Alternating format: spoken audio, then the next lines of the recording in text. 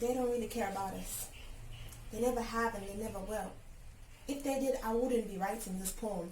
I wouldn't be disgusted at what is happening to us or what has happened to us. The first people, the people of color, the people from the motherland, the most diverse land, a beautiful land with a beautiful race. They don't really care about us. That's why they rob us in broad daylight. They turn us from our culture. They say it's not right. They bring in a new religion and call ours pagan, while it's whitewashing everything about this new religion, making a Jewish man seem white just because to them it looks right. Ever wonder why depictions of the devil are almost always black? But let's not get into that. Let's get into why they don't really care about us. Because we have something they want and they don't believe in equivalent exchange. I mean, 10 acres of land for a crate of vodka? My ancestors, what words did they use to stupefy you? Because generations later they harnessed the term divide and conquer. When two brothers fight to death, a stranger inherits their property. They don't really care about us.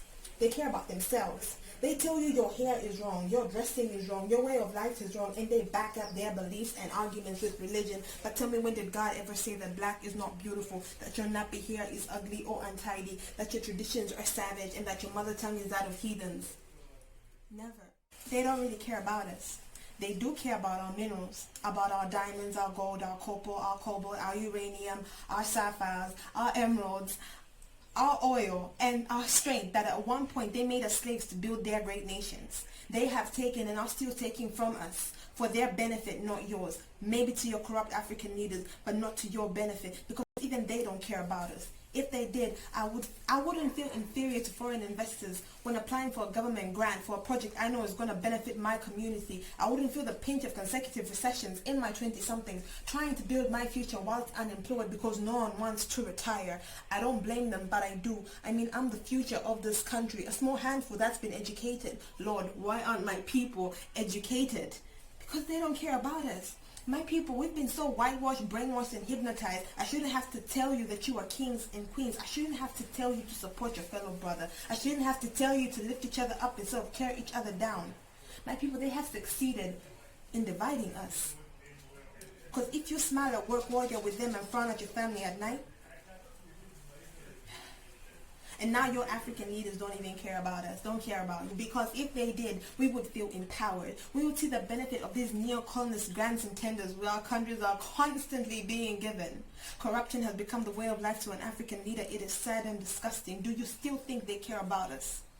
Point out my lies, point out my wrongs. I would rather be a fool than believe these harsh truths, but this pill we are going to have to swallow. Let it dissolve into our blood and ignite our central nervous system to inhibit the naive receptors, making us believe that they care about us, making us believe that our rights are always wrong, making us believe that our herbal traditions and medicines now don't have any effect on anything happening in the world. They don't really care about us. Busy selling off your ancestors' land to foreign investors whilst they harnessed the money for their benefit, leaving the country in debt that is going to take generations to pay off half. Securing their future but not the country's, deepening their pockets whilst they get fatter and fatter, and the rest of us suffer and suffer. With inflation, degradation, humiliation, starvation, and poverty. Do you hear what they say about African people on TV? Do you hear what they say about black people on the news? Do you hear what they say about your country?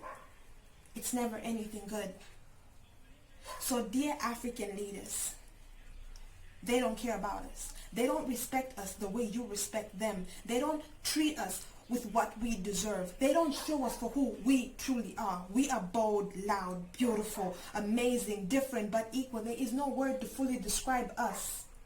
Dear African leaders, empower us, educate us, give us a reason to be proud. Set your greed aside and care about us. Let us unite, otherwise we will crumble and fall until there is nothing left. To my brothers and sisters, to my people, I know it's cliche, but let me say, united we stand, divided we fall. The power is with the people, so can we, the people, finally understand that they don't really care about us. But when we do, when we unite, we won't ever need them ever again. And as a status quo, can we please change the name of the Victoria Falls back to Mosi Otunya? How can you discover something that already exists?